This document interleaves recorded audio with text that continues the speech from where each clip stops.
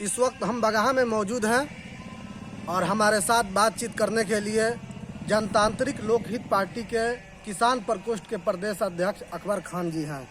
इनसे हम बात करेंगे कि चुनाव का बिगुल फूंक चुका है और पूरे बिहार में, पूरे भारत में लोकसभा निर्वाचन जो है कि होने वाला है और इस पर हम बात करेंगे कि भाजपा जो राष्ट्रीय पार्टी है उसके कार्यकाल में कितना विकास हुआ है और उसके बिहार स्तर पर 17 कैंडिडेट हैं, उसके बारे में भी बात करेंगे। पहले विकास के बारे में हम जान लेते हैं, हमारे साथ हैं। ये बताया जाए नेताजी कि भाजपा के कार्यकाल में कितना विकास हुआ है। अरे भाजपा के कार्यकाल में क्या विकास हुआ है, सिर्फ जुबानी कहना है। मोदी जी जुमलेबाज हैं। 2014 में भाजपा सरकार में आई, फिर उसके बाद 2019 में सरकार में आई। अभी तक 10 साल उसका कार्यकाल पूरा हो रहा है 2024 में। अभी तक हमारे देखने से कोई विकास नहीं हुआ है और दिन पर दिन महंगाई और बढ़ती जा रही है, गरीब और मजबूर होता जा रहा है और सरकार जो है ढिंढोरा पीट रही है कि मैं इतना विकास कर दिया। जीएसटी लगाकर लोगों का एक तरह से समझिए तो खून चूसा जा रहा है भाजपा की सरकार में। आपको क्या लगता है कि जितनी 17 सीटों पर भाजपा बिहार में चुनाव लड़ने जा रही है जी, तो आपको क्या लगता है कि चुनाव फाइट कर जाएगी? सभी हमको कैंडिडेट तो यही लगता है कि अब की बार जो है भाजपा पूरे बिहार में उसका सुफड़ा साफ होगा। हाँ जी, बिहार में सुफड़ा साफ होगा। और दावा तो किया जा रहा है 400 पार। अब की अरे बार 400 पार ईवीएम में मोदी जी की जान बचती है, समझे कि नहीं? ये तो बड़ा आरोप लगा रहे हैं, बहुत बड़ा आरोप लगा अरे रहे हैं। बहुत बड़ा आरोप क्या लगा रहे हैं, वास्तविकता यही है। अभी बताइए, चुनाव आयोग जो टीका टिप्पणी किया है, अभी 2 इलेक्ट्रॉनिक बॉन्ड पर जी 2 आदमियों का बहाली हुआ है, चुनाव आयोग में नियुक्ति हुई है। तो उन लोगों ने विपक्ष पर ही हमला बोल दिया है चुनाव आयुक्त के जी कि मान लीजिए कि चुनाव आयोग को ये बात नहीं बोलना चाहिए, उसको बिहार में किस तरह से चुनाव कराना चाहिए। जी, चुनाव आयोग भी कहीं ना कहीं सवालों के घेरे में है और मोदी जी वो काम कर रहे हैं, किसी हर जगह वो अपना प्रभाव डाल रहे हैं, चाहे वो कोई विभाग हो। लोगों में तो उनकी लोकप्रियता बढ़ती जा रही है। नहीं, ऐसा कुछ नहीं है। लोग अभी जानकार नहीं हुए हैं। जब ये चुनाव का बिगुल फूंक गया है 2024 का और जब नेता लोग जाएंगे, विपक्ष के लोग लोगों के बीच जाएंगे और उनकी बातों को जब समझाएंगे कि मोदी जी ने 10 साल में क्या किया है, तब मोदी जी की लोकप्रियता दिन पर दिन घटती जाएगी।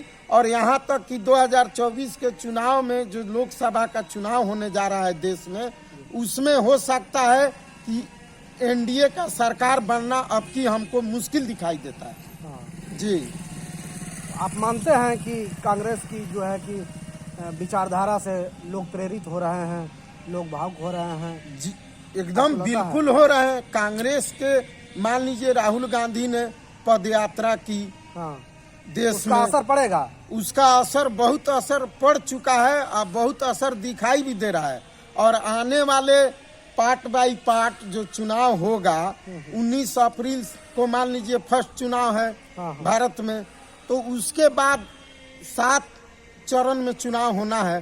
7 चरणों में आहिस्ते आहिस्ते जनता जागरूक हो रही है और विपक्ष के नेता या राहुल गांधी हैं, मल्लिकार्जुन खड़गे हैं या और भी पार्टियां जो इंडिया गठबंधन में सम्मिलित हुई हैं, राजद है बिहार में, ये सब अपनी बातों को जब जनता के बीच रखेंगे तो जनता बखूबी बातों को समझने के बाद मोदी जी को और भाजपा को नकार रही है और नकार देगी।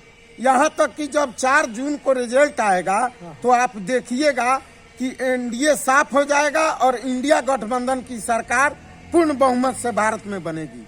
ऑल इंडिया मजलिस इत्तेहादुल मुस्लिमीन असदुद्दीन ओवैसी की पार्टी बिहार में 4-5 सीटों पर, जहां मुस्लिम बहुल क्षेत्र हैं, वहां पर अपनी उम्मीदवार को उतारने जा रही है जी। उससे महागठबंधन को झटका लगेगा कि नहीं लगेगा? ऐसा है कि वो जिस उम्मीद से हाँ। असदुद्दीन ओवैसी AIM के राष्ट्रीय अध्यक्ष हाँ, हाँ। अपने प्रत्याशियों को 6 से 7 सीटों पर हाँ, हाँ। मुस्लिम बहुल क्षेत्र पर उतारने जा रहे हैं, हाँ। तो उनको बिहार में मजा मिल गया है। अच्छा, विधानसभा चुनाव लड़ाए मुस्लिम बहुल क्षेत्र में। आपको क्या लगता है कि जो यहाँ महागठबंधन की सरकार थी, अभी जी। महागठबंधन की जो पार्टियां हैं, जी, असदुद्दीन ओवैसी को कुछ सीटों को नहीं दे देना चाहिए? अगर गठबंधन में आते तब न ये कुछ सीट देगी। तो उन्होंने तो रखा था ना, ये प्रस्ताव रखा था कि हमको आप जोड़ लीजिए। हम देखिए, कहने की बात अलग होती है। जैसे मायावती ने बात रखा कि हम भी इंडिया गठबंधन में शामिल हो रही हूँ या हो जाऊंगी, वो एक अलग बात है। असदुद्दीन ओवैसी ने भी ऐसी बात की है, मगर बात ये नहीं है।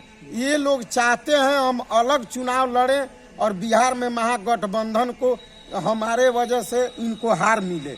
वो वोटों का बंटवारा करना चाहते हैं। तो क्या आपका मैसेज क्या होगा मेरा बिहार मैसेज के मुस्लिम बहुल क्षेत्र के लिए? जी। आपका मैसेज क्या होगा? मेरा मैसेज यही है कि महागठबंधन को बिहार के जो भी अल्पसंख्यक से हैं या नीची जाति से हैं, दलित महादलित हैं या और भी अन्य जातियां हैं, सभी को मिलकर इंडिया गठबंधन का हाथ मजबूत करना चाहिए राहुल गांधी के नेतृत्व में, और महागठबंधन को वोट देना चाहिए। कि क्यों मजबूत करना चाहिए, उनसे क्या फायदे हैं लोगों को? मजबूत इसलिए करना चाहिए कि उनके पूर्वजों ने इस देश पर शासन किया है और अपनी कुर्बानी भी दी है।